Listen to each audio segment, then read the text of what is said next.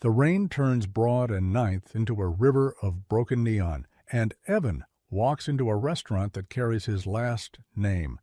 Only no one knows he's its founder. Tonight he's a busser, apron frayed, shoes thin, dignity tested.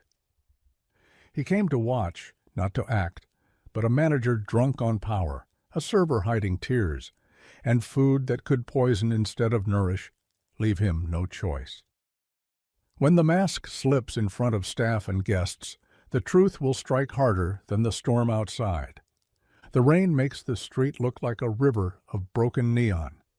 It is the kind of night that eats sound and swallows promise, and when I see the glow of the restaurant sign bleeding into the puddles, I have the odd, unsteady sensation of looking at a reflection of a reflection, like the place that bears my last name has been pushed a few inches away from reality. A man in a hoodie drags a mop across the vestibule. The glass door sticks for a moment, then surrenders with a squeal that makes him flinch. I murmur an apology, tip my cap lower, and keep my head down. My name tonight is Evan. I am a temp busser, on trial for a job that pays a few dollars above minimum wage if you don't count the wet socks and the way your back will scream after 6 hours. I am also, in a less convenient truth, the founder and CEO of Grayson Dining Group. I built the first version of this place when I still believed a restaurant was a love letter you wrote with a skillet. Now it's a chain, and chains grow tight around your throat if you stop paying attention. I didn't tell anyone I was coming. I told my assistant I needed the weekend to think. I told myself I needed the kind of honesty you can't buy with reports, or keep alive in a boardroom where everything smells like printer ink, 2 months of slip in same-store sales, odd complaints buried in survey responses, the email from a server in our Midwestern store that mentioned the phrase, "We are not safe." It's one thing to warn about slow nights or drunk guests. It's another to write those words and attach your name, I replied. I asked for details. I never heard back. I faked a resume. I let my barber leave my hair too long on the sides with stray gray that corporate headshots always clip out. I wore second-hand shoes with soles so thin the sidewalk introduced itself through the leather. I told the general manager I was eager, quiet, and not picky. He told me the schedule was brutal, the pay was the pay, and the tips, if I proved I was a reliable back-of-house busser, would be whatever the servers decided I deserved.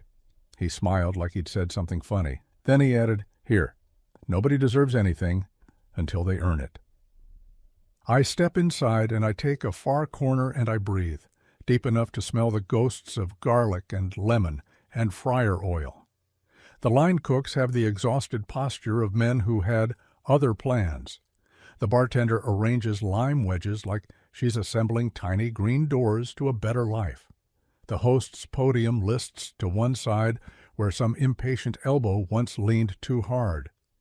In the corner near the expo window, a young woman stands with one hand on a stack of plates and the other on her ribcage like she's trying to patch a leak. Her mascara has smudged into the soft skin beneath her eyes. She shares the kind of silence that is usually kept for hospitals, the kind that says, "If you ask, 'Are you okay?' I might have to tell you the truth." She is trying not to cry, which means she already has cried, which means something, not just a rude table, not just a shift from hell, has cracked open. I set my bag down next to the bus station. The apron they gave me is too long and smells like lemon degreaser. Turns out you can learn a lot from a uniform. It tells you what the company thinks you are worth. It tells you whether anyone measures your comfort. It tells you whether anyone remembered you exist after your last shift ended. This apron was washed but not mended. The neck strap is fraying. The pocket sagged. It'll do. The manager appears as a blur of cologne and keys. He's tall, with the chest-forward stance of a man who lives in the angles of security camera footage because he believes it proves he's working. "You," he says, the word flicked at me like an olive pit. "You're the busser." He tilts his chin toward the young woman. And she's the reason we're starting off behind. Let that be a lesson. We open on time. Always. No excuses. Her throat flexes like she swallowed a word and it lodged halfway. I wasn't late, she says. I wasn't. Don't argue. Arguing's for managers. She closes her lips around a breath. She turns to the stack of plates and starts counting them for no one's benefit, and I can feel something in my jaw tighten. I tell myself to shut up. I tell myself I am here to watch. You cannot watch if you keep filling the room with your opinions. Don't take it personally, the bartender murmurs to me, voice pitched toward the ice well. He's like the weather, loud, inconvenient, and out of our control. What's his name? Price? Like the thing guests complain about after they make you run for 8 refills of Diet Coke. Got it? My voice borrows a dullness I used to hear in the dish pit when I was 24, and convinced that if I kept my head down, I'd be promoted to a life with a door that closed. What about her? The bartender glances at the young woman. Hannah. She's good. Knows the menu. Funny with kids. She lowers her voice. Her mom's sick. That's not gossip. She told me. I only say it so you know why sometimes she looks like a storm standing behind her. Hannah stacks the last plate. She tugs a clean towel from the shelf and polishes a water glass with the kind of care people reserve for heirlooms. Near the entrance, a couple waits for the host to notice them. The phone rings. Price's voice rises and falls like a siren as he pretends not to choke on his own importance.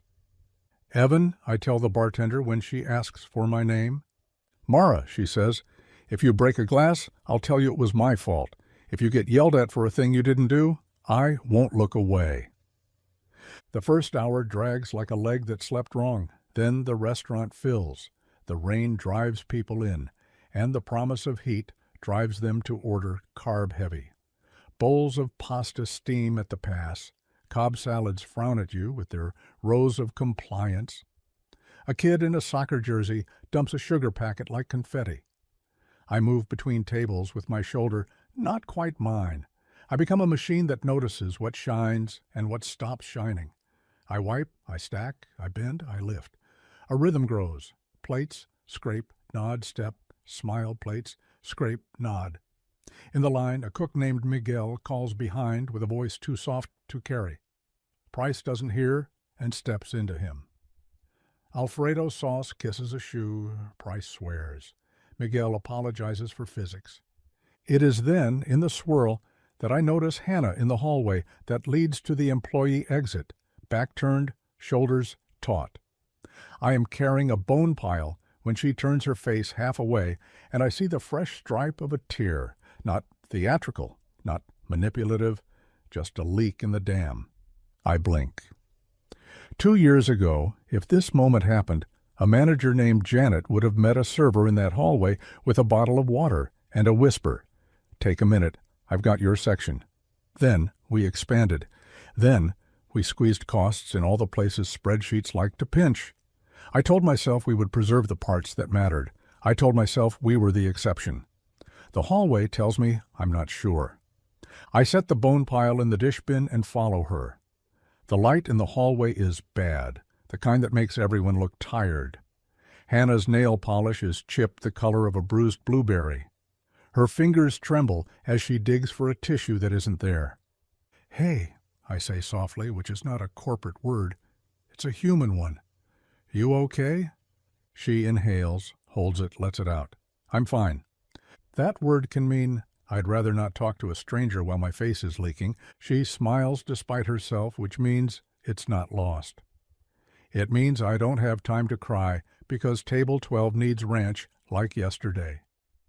Then I'll bring it. Take 60 seconds. She studies me for the presumptions in my words. You're the new busser. First day. You shouldn't get involved, she says, voice flat with curriculum learned in hard classes. Price doesn't like people who get involved with things that aren't their business. I'm not good at personal boundaries, I admit. It's a character flaw that's occasionally useful. She laughs again, or allows it, and the hallway feels less like a cul-de-sac of shame. My mom started chemo today, she says, carefully, like lifting the lid on a hot pan. She told me to come in anyway because I can't miss shifts, and I'm the one with the car, and my sister had an exam, and you're holding up the sky for a family that still thinks you're made of bone and muscle. But you're made of meat and something softer, and when somebody shrugs the wrong way, your heart bruises. Her eyes widen at the metaphor. You always talk like that? Only when I mean it. She nods like a person who has been walking for miles and sees a bench. Then she wipes her face with a sleeve, mortified by the mascara smudge she knows she made worse. I should get back. I'll grab the ranch and water for you, and I can ask Mara to keep an eye on your section for a second. That would be, she swallows, that would be amazing. Thank you. Don't thank me yet, I say. I might be terrible at ranch. I'm not terrible at ranch. I deliver the little ramekin like a fragile moon, and Table 12 devours it without gratitude. Mara slides into Hannah's space with an ease that tells me she has done this before. The kitchen ticket machine coughs a steady stream. Price glides from table to table like a man who believes he owns the air molecules. He stops to scold a busser for leaving a crumb on a chairback. He does not stop to help carry a tray that is obviously too heavy for the server, who grips it like a lifeline. 2 hours later, we are all the color of work, flushed and damp, shoulders rolled inward. Miguel's forearms shine. Mara's hair escapes its clip and coils like punctuation. Hannah moves like music inside a body that learned the steps the hard way. There is a fluency to her kindness. She remembers the boy's name with the lactose intolerance. She jokes with the retired couple about the weather like it owes them money. She checks on the quiet woman at the bar who is not waiting for a friend. She is avoiding a home that sharpens her. Hannah makes space. Price makes demands. The way he says now has slices in it. The way he says we always sounds like you. I collect little pieces of the night the way I once collected flat stones for a childhood pocket museum. The crumble of feta on the floor by the host stand. The stack of expired coupons under the register that someone keeps forgetting to throw away. The slip of a ledger in Price's hand, the quick fold when he sees me looking. The stutter in Miguel's voice when he asks for more gloves and Price says, "They're in the office and I'm busy. Be resourceful." The way the line slows just a fraction when Hannah passes and Miguel tends to her smile with his eyes without breaking stride. Later, the rain eases. The door opens with the sleepy sigh of a late crowd who never learned the word closing. We seat them anyway because there is a sign that says, "Yes, we're still serving, and nobody wants to be the liar." They order the messiest thing and stay long enough for their empty plates to begin to feel like furniture. When they finally leave, they leave exact cash and a written note that says, "Great service, like a compliment can be spent on electric bills." Hannah nods at the note with a patience I want to scream at. She tucks it in her pocket like a paper flower. The last table is a foretop of men who make a sport of speaking just loud enough for the room to hear. They talk about their houses like lovers. They laugh with their mouths open. They mispronounce the name of our nicest wine and then order the second cheapest because the name is easier. They call Hannah sweetheart and baby girl and darling, and every time she makes her face a lake in which those words can float and sink. When she brings the check, one of the men squeezes her wrist. His hand is all knuckles. She tenses, then pretends not to. That is the moment I feel the heat crawl up my spine. I can watch a restaurant give up on itself. I cannot watch a man treat a woman like she is furniture he can rearrange. I step toward them with the bus tub like a peace offering. "Gentlemen," I say, "I'll grab these plates so you have room." They look at me the way one looks at a pothole. "Do that," one says, "and fetch us another round, too." We're about to close, and then fetch fast. Hannah meets my eyes. There is a tiny shake of her head, a plea I take to mean, don't make waves you can't surf. Price swans over and offers dessert, the way certain people offer solutions that aren't actually solutions. The men decline. They slap a credit card on the table like a practice of dominance. The tip line later reads 0. The handwriting in the tip blank is a heart drawn like a wound. I find myself laughing in a way that could become dangerous if no one hears it and stops me. The night collapses into cleanup. The music returns to the default playlist that no one likes, but which offends no one. Price does a sweep of the front of house and announces, "Not bad, people," considering the weather and considering some of us came in with personal drama. He doesn't look at Hannah when he says it. He doesn't have to. We all feel the arrow hum through the air. When the last chair flips upside down onto a table, Hannah slips her apron off and holds it at the waist like it might wring her back. The tie is knotted too tight, the kind of knot you make when your hands shake and you need to pretend they don't. She tugs twice. It holds. Finally, she pulls the tie hard enough that the knot bites her skin. She winces. The sound is small, but in the near quiet, it carries. "Hold on," I say, stepping forward. "Here." She lifts her chin as if it's against company policy to accept help unfiltered, but she turns. The knot sits at the small of her back like a tiny clenched fist. I slip a spoon handle under it, the way my grandmother taught me, twist, and the knot opens. The tie slides free like the shift exhaling. When she faces me, I see she has cried again. The tracks gleam like rivers on a map. "Sorry," she says. "You don't have to apologize to me," I say. "I'm the new guy. I haven't earned the right to decide how many tears are allowed per person per shift." She stares at me as if I've smuggled something alive into the room. "Tomorrow," Price announces to no one and everyone. "Everybody's early. We have a VIP check-in at noon. It's a corporate thing. The regionals might stop by." He lifts a shoulder in a measure of false casual. "We are not going to look sloppy." Mara raises an eyebrow. "Then maybe we could get a mop that doesn't smell like dead lemons." "Be creative," Price says, because he uses the same answer for different problems. "And if anyone is late." "No one's late," Hannah says softly, but he is already done listening. I watch him march to the office with the ledger, the one I saw earlier, and a manila envelope that bulges like a secret. The door closes. The lock clicks. I feel the shape of a decision press into my palm, the way the outline of a key leaves a mark when you hold it too tight. I tell myself, you came to watch, not to act. Then I hear Hannah cough, a tiny exhausted sound, and I think of the email I wrote back to a server months ago, and the silence that followed, and the way that silence has sat in me like a stone ever since. I don't sleep. I go home to a too-clean condo and a refrigerator that refuses to look guilty for its emptiness.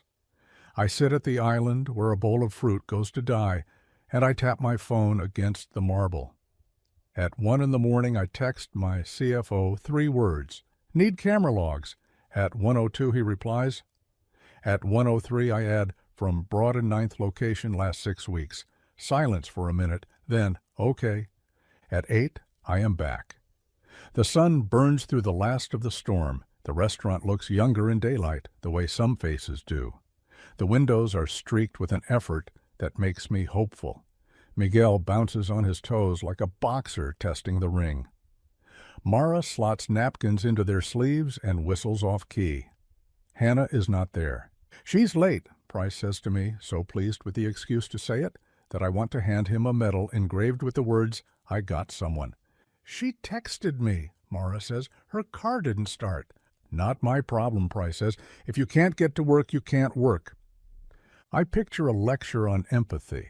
I picture handing him a mirror, then a ladder to climb out of his own reflection. Instead, I say nothing. I bus the coffee station. I notice the tip jar at the host stand that was meant for the whole back of house is gone. Later, when the dishwasher arrives, I ask him quietly. "Price took it to the office," he says, eyes on the floor. He says he's going to count it because last time it was light. And then? The dishwasher shrugs. And then, nothing.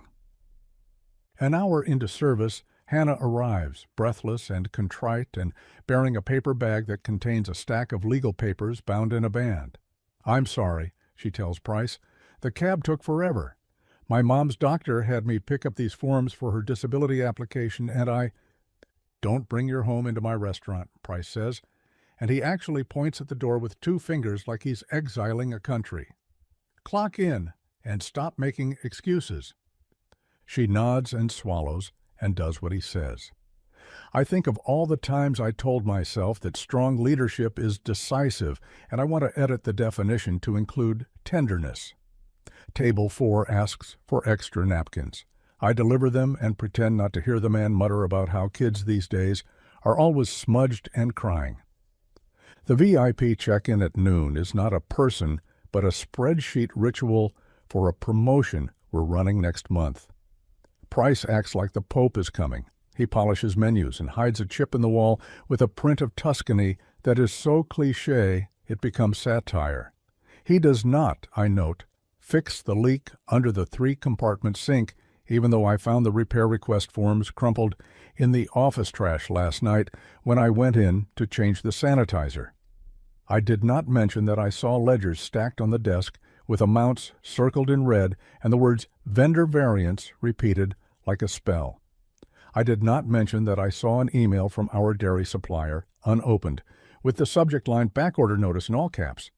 At 2, when the rush has thinned, Hannah stands by the POS screen, brain cooking slowly in the heat that accumulates near the pass.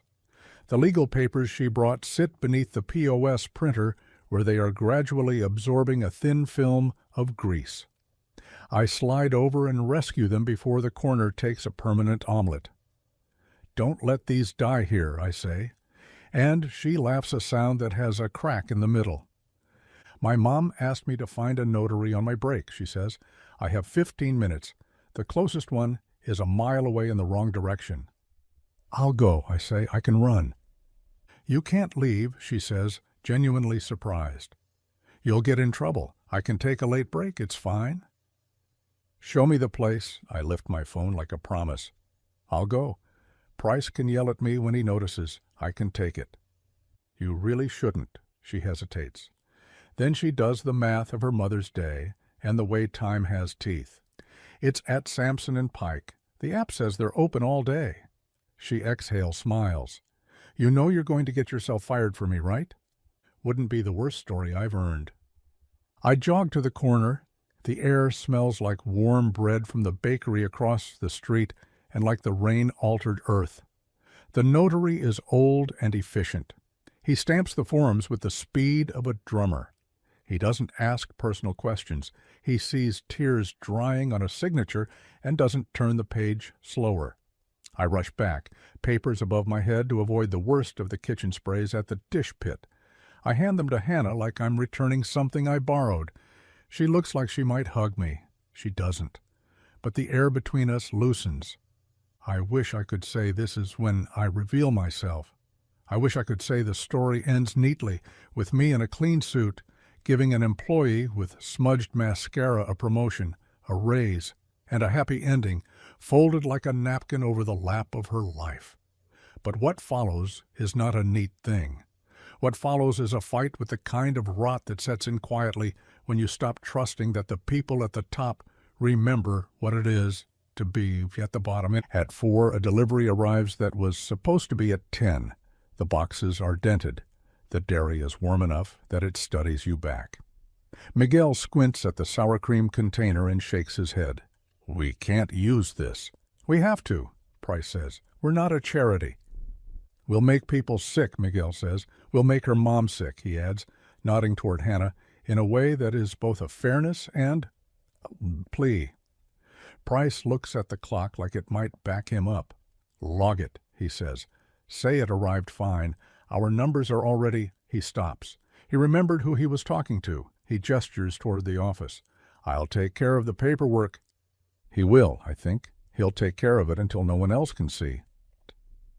Don't use it, I say to Miguel. I don't try to keep the CEO out of my voice. We'll cut that menu in half if we have to. We'll 86 the spinach artichoke nonsense and the carbonara. We'll serve soup and steak and pasta. We can cook with olive oil and garlic like we mean it. We won't make anyone sick for the sake of a spreadsheet. Miguel's eyes flicker. He hears the authority in me that doesn't match my apron. Then he nods like a man who has decided to gamble on a whispers. He sets the sour cream aside like it's a snake you escort with care out of a backyard party. Hannah leans against the back counter and watches me. "Who are you?" she mouths. It happens at 6:30 in the thick of the second rush when the dining room is a hive and the kitchen is a ship leaning hard into a squall. A man in a blazer with a gold tie pin walks in. He is one of our regional directors, the kind who measures success in seconds shaved off ticket times and dollars added to check averages. He scans the room. His eyes snag on me. He stares. His mouth opens in a little O of surprise. Then he does what any smart person would do. He looks away. He pretends he doesn't know me. He lets me have my experiment for a few more minutes, because this is what leaders who have hope do. They give the people who sign their checks room to unsign their own assumptions. Price sees the regional director and transforms. He summons a smile that would crack if you flicked it. He offers a tour with a bow he's never given to a dishwasher who broke a glass with his bare hands to stop a drunk from cutting himself. He does not offer to wash a plate. He does, however, mention that we've been having challenges with the new staff, and he slices his eyes toward me so fast I almost miss it. The regional raises an eyebrow so high you could stand between that question and the ceiling and not touch either. He glances at Hannah. She is in mid-sentence with a table describing the special in a voice she made hospitable in the way other people make war paint look brave. I watch the regional watch her. I watch him notice the way she steadies her tray with her knuckle against her hip when the weight threatens her balance, like she knows exactly what her body can carry and what it cannot. I watch him watch Price, watch money, leave the room in the form of poorly handled staff morale. After the regional sits at the bar to get the full guest experience, I make a choice. I take off the apron, I fold it, I place it next to the bus station like I expect to need it again. Then I walk to the middle of the dining room and I clap my hands once, the way you clap to call a family to the table. It is not how you talk to a room full of paying guests, not if you want to keep everything running like it always has, but how it always has is the reason I'm here. "I'm sorry to interrupt," I say. "There's something I need to do." Price barrels toward me with the certainty of a man who will have you shoved out the door if you breathe without asking permission. "What are you?" "Price," I say, and my voice is not the busser's. It's the voice that signed his promotion. It's the voice that never intended to be used in a room like this because it was supposed to be used in a cedared boardroom where nothing could bleed. Give me a second.